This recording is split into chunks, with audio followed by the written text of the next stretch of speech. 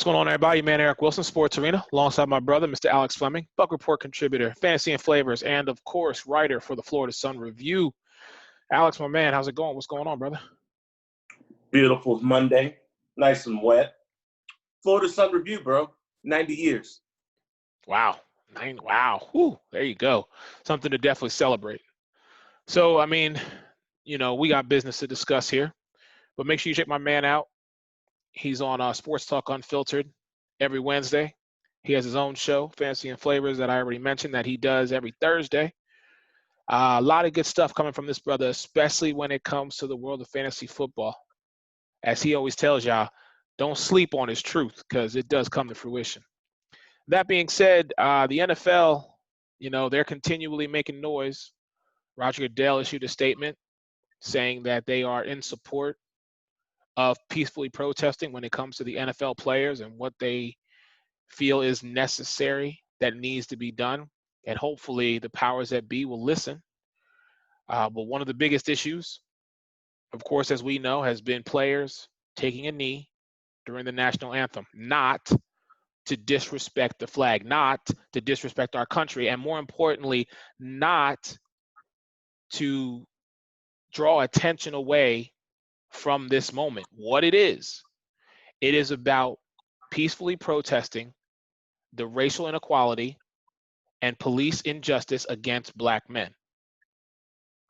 So now it raises the question, because even our top guy, Commander-in-Chief, once again, is on Twitter basically saying, did Roger Goodell basically, in his own way, allow players to take a knee during our national anthem?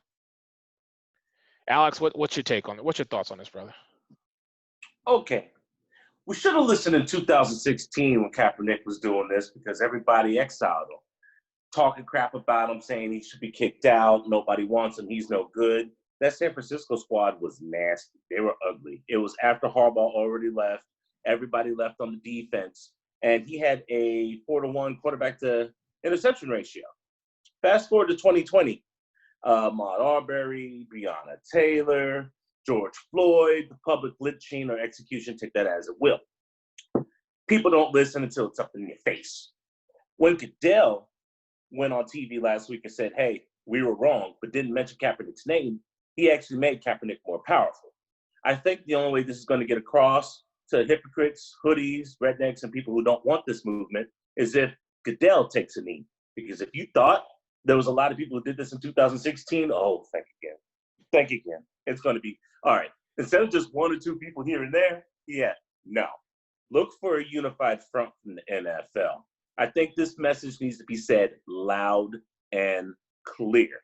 If you want to root for us and watch us, yet you don't want to protect us whenever it comes to police involvement or regular legal situations outside of the football field, then you don't deserve to watch the game, and you don't have a place or right to say how we protest. Isn't it disturbing how people who don't look like you want to tell you how to protest?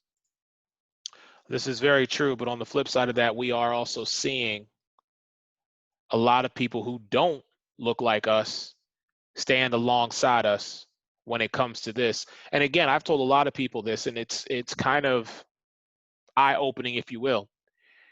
It took a pandemic, a global pandemic, and no sports in order for the world to actually see something that we as Black men have had to endure for 436 years. And it's kind of crazy that now all the support that we have wanted over these last centuries, we are finally starting to get, and the conversation is lasting longer than it typically has. Typically, the conversation would go for a couple of days, maybe a week at best, and then everybody would go back to their normal lives. They go over here, they go over there, they focus on this, they focus on that, whether it be jobs, sports, family, health, whatever. But now, we are all together in this through the pandemic, and now through the systemic oppression that has affected Black men, Black women, minorities as a whole. We now have our opportunity to not only be heard, but for there to be decent change, for there to be some type of change that's actually going to stick. But I still go back again and say it has to be done at every level, not just at the federal level, not just at the state level, not just at the county level, but also at the local level. And then it has to be done in each individual home. That's the only way we're going to get this thing changed. That's the only way we're going to get this thing moving forward. But as far as taking a knee in the NFL, I look at it as a couple different scenarios. So follow me here, if you will, just for a moment. The first scenario, of course, is the national anthem is played on TV before the game like it is, and you see players of all races, all mixes, colors, creeds, sexual orientation, whatever, those who choose to stand and those who choose to take a knee.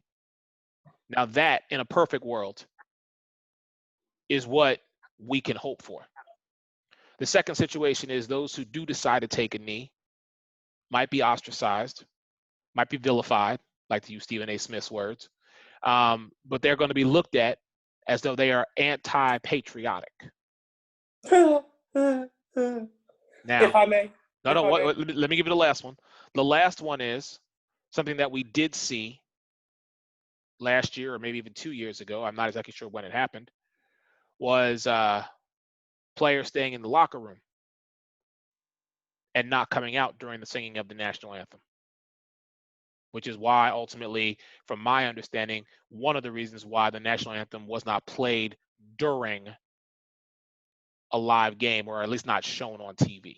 It was played, you just didn't see it if you watched it. Go ahead. I have to keep regurgitating this, and I don't know how many times I've already mentioned it, so let me just say this again. Nate Boyer, military veteran, was the one who told Kaepernick what to do to not disrespect the flag whenever it was happening because he was sitting on the bench. Last time I checked, I think he should be a person who should know. Does he speak for all military veterans? No, he doesn't. But if you get it from the source, I think that makes it a little bit better and a little bit more conscientious. Number two, before 2009, national anthem was never really an issue with the NFL. The Star Spangled Banner and all that nonsense wasn't played in 2008 at NFL stadiums and games. But they made a deal with the NFL so that way they could show their patriotism. So all of this is manufactured garbage. Plus, it's not in the NFL player's contract to co-ed and stand for the national anthem. That flag means a lot different for those players than it does for regular people in the seats. By the way, if you ever been to a game, I remember taking a whiz, buying beer, getting condiments, and standing, walking towards my seats when the national anthem was playing. This is all across the country. It's not just Raymond James. It's just not Century Field. It's not just Soldier Field. It's across the country. Are you standing for the national anthem whenever you're at home? Better yet, are you watching the national anthem whenever it's being played when you're at home? If you're at a bar, are you standing for the national anthem, or are you drinking, or are you trying to get with that chick that's kind of hot? I mean, you're married, but I think you get my point. Well, Here's what I'm trying. Hold on. Let me answer that question. Let me answer that question since you asked. At any game that I've been to, whether it's been media or as a fan, yes, I have stood for the national anthem. When it comes to at home, I would say it's probably a 60-40 split. 60% no, 40% yes. When I've been at a bar, now this is where it gets a little tricky, because if I'm at the bar doing a live remote for the sports arena and the national anthem is played, yes, I will stop. If I'm at the bar with friends and the national anthem is played, again, I'm going to say that one's more of a 50-50. I don't know. You're taking this way too deep. You're Well, taking this way too deep. You're peel, well, but that's my saying to you. I got to peel back those layers because you're asking me a significant question. You're asking me about something that is affecting everybody.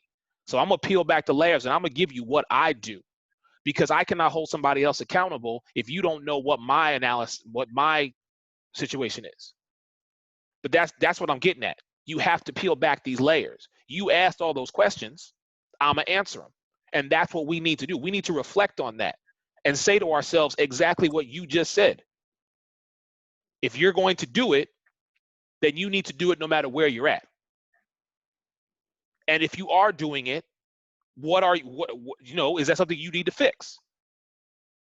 So you can't ask those questions and not expect to open up Pandora, if you will.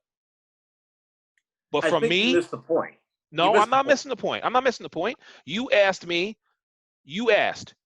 a general question, but since we are talking and we're having this conversation, I have to give you those answers. So in saying what I said, then yes, I need to hold my own self accountable and say from now on, when the national anthem is being played, no matter where I'm at, do I stand, do I take a knee? And whatever I choose to do, I need to be consistent with it. What I was trying to implement was that people in the stands at games don't always stand in attention. You can find people at the concession stand. No, you're right. Drinking beer, yes, or taking a whiz. Okay. That's the point I was trying to convey to you. Miller's Ale House and many other places that have nice cheap snacks and show football games. You don't catch people stopping to put their hand over their heart and stand for the national anthem. We have a lot of people who want to be hypocrites, but you don't have a lot of people that want to be patriots when they're not on camera. The players are going to hold their position. And unlike 2016, you're going to have a unified front. Okay. So it's not going to be back to your regularly scheduled program already in progress. If you got an issue with watching grown men who actually get paid to play the sport take a knee for the national anthem, you probably shouldn't be watching football.